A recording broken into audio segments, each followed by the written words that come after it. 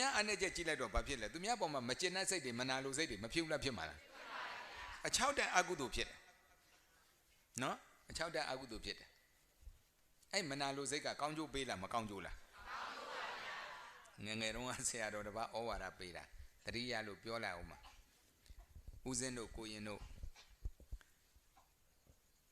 သူများပေါ်မနာလိုစိတ်မမွေးနဲ့တဲ့မင်းတို့မွေးခြင်းကြက်မွေးတဲ့ဟောဒုက္ခကိုရင်တွေမျိုးလုံးပြူကုန်ဟာဆရာတော်တို့ကြက်မွေးခိုင်းဟုတ်တယ်လေကွာတဲ့မင်းတို့ကြက်မွေးတာအကုသိုလ်တော့ဖြစ်တယ်ကွာတဲ့ဒါပေမဲ့ဥတော်စားရသေးတယ်တဲ့ဟုတ်တယ်နော်အကုသိုလ်ဖြစ်တဲ့ဘာစားသူများပေါ်မနာလို့စိတ်မွေးတာအကုသိုလ်ဖြစ်ပြီးဘာစားမရှုံးလားဟုတ်တယ်နော်ဒါကြောင့်သူများပေါ်မနာလို့စိတ်မမွေးနဲ့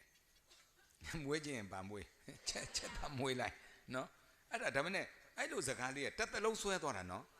ဩဆရာတော်ပြောတာတဲဟုတ်တာပဲဆို